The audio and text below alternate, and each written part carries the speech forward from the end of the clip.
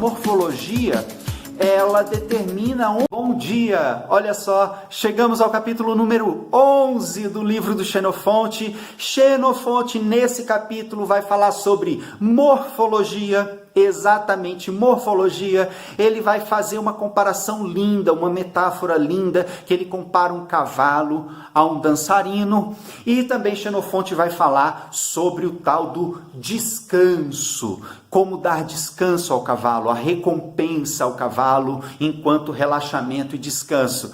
E se você não viu a série ainda, os capítulos anteriores, clica aqui na seta azul, vai abrir um link que vai levar você no meu canal no YouTube, que lá tem toda a série e muito mais material, ou assista aqui mesmo no IGTV, tá bom? Vamos lá! Olha só, para contextualizar, Xenofonte abre esse capítulo falando sobre uma espécie de parada. Ele usa o termo parada. As referências literárias do livro diz que essa parada seria uma espécie de 7 de setembro. Uma espécie de 7 de setembro como um festival, como uma apresentação de cavalos, com competições, com demonstrações, demonstração da habilidade dos horsemanships, demonstração da habilidade dos cavalos. Ele fala dos treinadores, então me parece que era uma espécie de festival demonstrativo, etc., apresentação do exército, né, das tropas, enfim. E ele diz que essa parada, ela era muito importante e exigia muito deles. Então, ele coloca a parada como se fosse a prova do ano, né? Então, se você quer chegar à parada com seu cavalo, você deve conquistar tais coisas. E aí ele vai falar sobre a tal da morfologia. Ele não usa esse termo, né? Mas ele está falando ali, para fazer tal coisa, eu quero um cavalo mais curto, com um pescoço com determinada qualidade, eu quero um cavalo com posterior com determinada qualidade, eu quero um cavalo com pernas mais longas, etc, etc, etc. Isso é muito interessante, Xenofonte está preocupado com isso para conquistar as coisas que ele necessita, que ele deseja. Comparado a nós, diríamos o seguinte, que a morfologia vai determinar em partes, ou em grande parte, para onde vai determinado cavalo, né? O hipismo, o salto no hipismo exige um cavalo com uma determinada morfologia. No adestramento também exige um cavalo com uma determinada morfologia.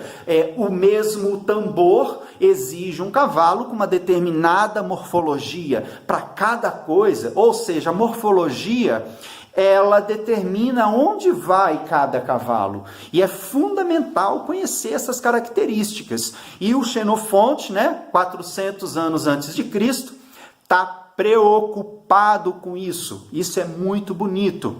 E aí ele diz o seguinte, que a tal parada, esse festival, etc., os cavalos precisam fazer algumas demonstrações, né? E precisam levantar a mão, fazer alguns passos.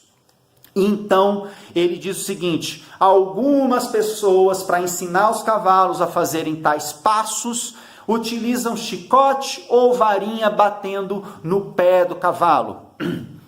E ele diz, eu prefiro fazer de outra maneira. Eu prefiro ensinar o meu cavalo a fazer isso de uma maneira mais natural. E aí ele utiliza um recurso aqui que é interessantíssimo, que ele vai falar que para eu ensinar o meu cavalo a fazer o que eu quero aqui, eu vou dar para ele algo que ele gosta muito, que é o descanso e o relaxamento. Então ele diz, quando o cavalo faz determinada coisa, mesmo que pouca, eu digo para ele que aquilo é muito legal, dando descanso para o cavalo.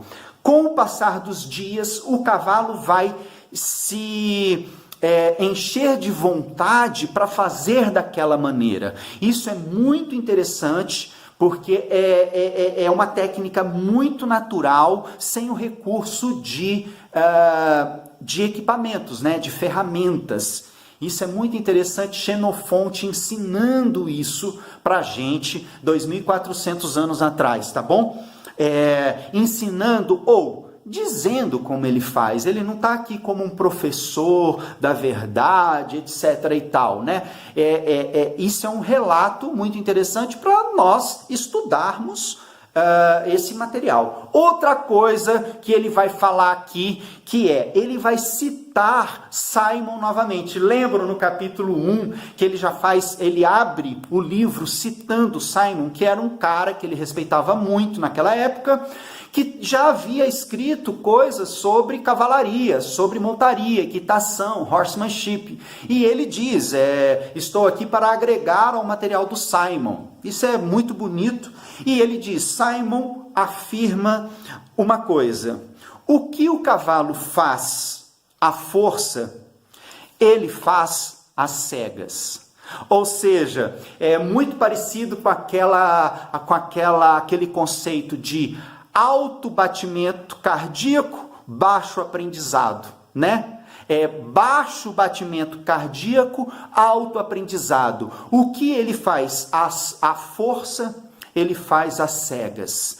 E aqui Xenofonte aproveita para fazer uma metáfora do cavalo enquanto dançarino. Ele compara o dançarino humano ao cavalo. Ele diz, imagine você como dançarino sendo chicoteado ou com alguém batendo em você para fazer os movimentos que a pessoa quer.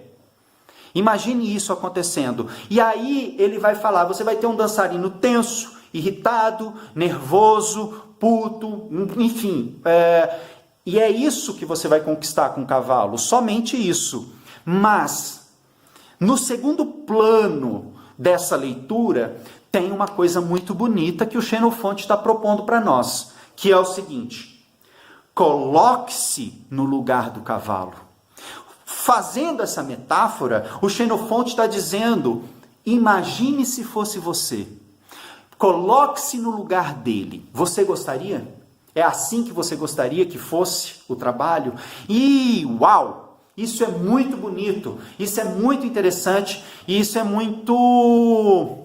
Alguém disse, eu acho que foi Hamilton de Holanda, o moderno é tradição. Né? E a gente está aqui resgatando uma obra de 2.400 anos atrás, levantando uma série de intersecções com o nosso trabalho e como ele pode nos ajudar a melhorar, né? Tudo que nós fazemos com cavalos. Muito agradecido, faça o seu comentário, deixa aqui seu comentário, se inscreva no canal no YouTube, isso é importante para eu me motivar a fazer mais vídeos como esse.